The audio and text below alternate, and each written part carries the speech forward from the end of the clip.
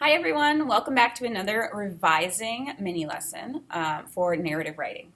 As I'm sure you've heard me say before, revising is like the most important part of the writing process. Can I say that? Yeah, I kind of think it is. This is where you spend the chunk of your time, right? You get all your ideas out in drafting, and then the revising is where you make your words beautiful. It's where you go back and go slow and pick apart everything you've written and like really make it a wonderful piece of writing. So today's lesson is all about developing the heart of the lesson. Not lesson. Today's about developing the heart of the story. Okay, so the first thing, of course, you need to do is decide what part of your story is the heart, right? When you think back to great books you've read, the heart is where you feel a lot of emotion. Maybe there's a lot of tension, or maybe it's where the big problem is happening. Maybe it's when you're reading it, you can't stop and you just keep going and going. That's the heart. So thinking of your story, which part of your narrative story is really the heart? Where is the tension? Where is that really dramatic part? Okay? So I'm going to show you what that might look like. I'm going to model with my writing, and we will work on identifying the heart of the story and then work to revise it a little more. When we go to look at our own story to figure out where is the heart, it's one of the things that makes it pretty easy is looking back at our story mountain. So I'm going to show you how I do that. Okay, so typically when we have a story, here's our story mountain right at the beginning. We're getting to know the characters and the setting, characters and setting. We're starting to understand what the problem might be here. There's a little problem that gets solved pretty quickly. But then here, this part of the story, the climax, is typically where we find the heart of your story.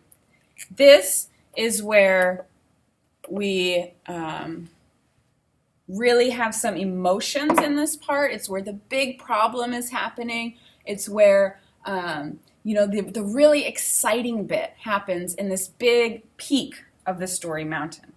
So I'm going to go back to my drafting pages and find this part of my story, which is here, the climax and ending.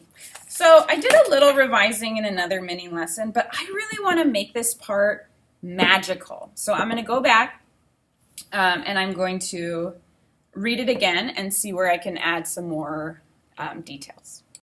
So typically when we revise to add in more details in a narrative story, we want to think of where we can add more dialogue, where we can add people talking, or where we might add more description, like using our five senses, adding in details that way.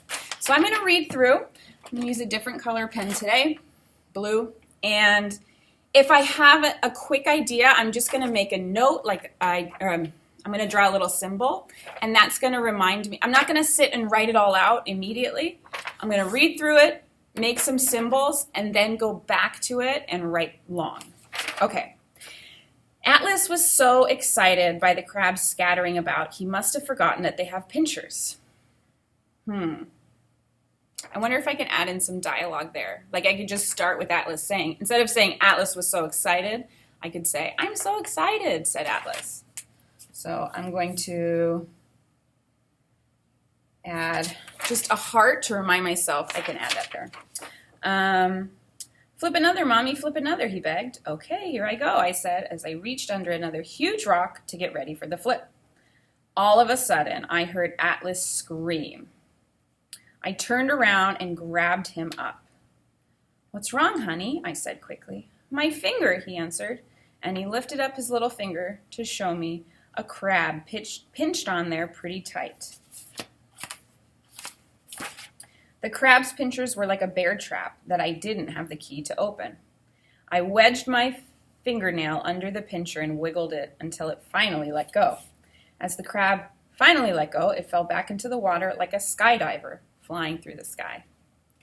As I walked away from the beach with Atlas in my arms, he gave me a big hug and said, "Thank you for saving my finger."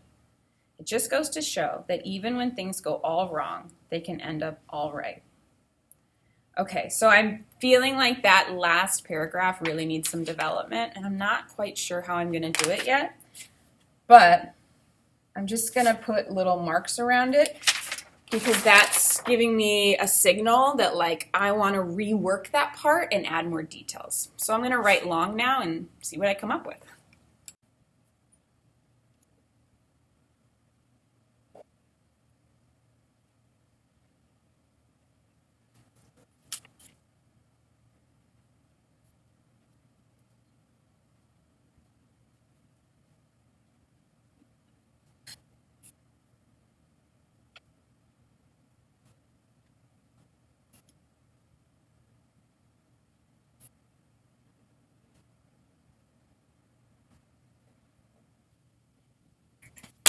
Okay, so I've added a lot, but I'm really proud of the work I've done. So let me read it out with all my revisions.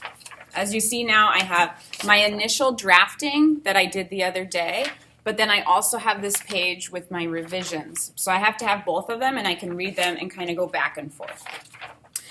"I'm so excited," yelled Atlas, as he saw all of the crabs skittering about. 1, 2, 3, 6, 10.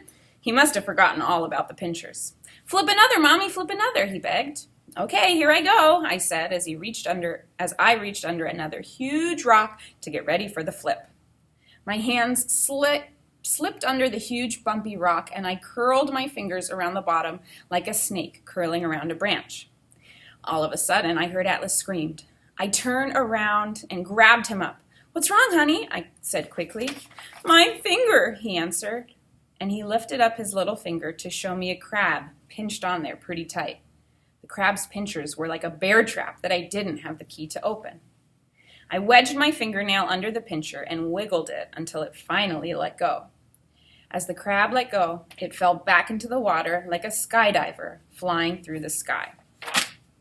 As I walked away from the beach, I held my little baby boy in my arms. He hugged me tight around my neck as we sauntered back toward the house. His arms felt like a scarf made of pure love.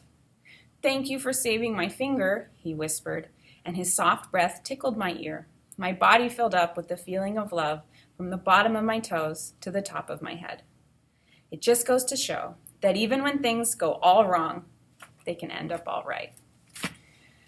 Well, I have to say, I am pretty proud of me reworking the heart of this story. I feel like I put a lot more emotions and feelings into it.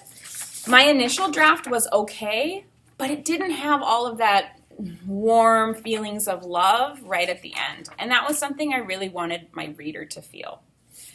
So, as you go back to your draft today to do some revisions, your first step is figuring out which part of your story do you want to develop. Which part has the most excitement or emotions tied up with it? And then read it through and make a plan for how you're going to revise. Are you going to add in more dialogue? Are you going to add in more descriptive details? Are you going to add both? The choice is yours. Let me know if you need any help, and have a great day writing. Bye.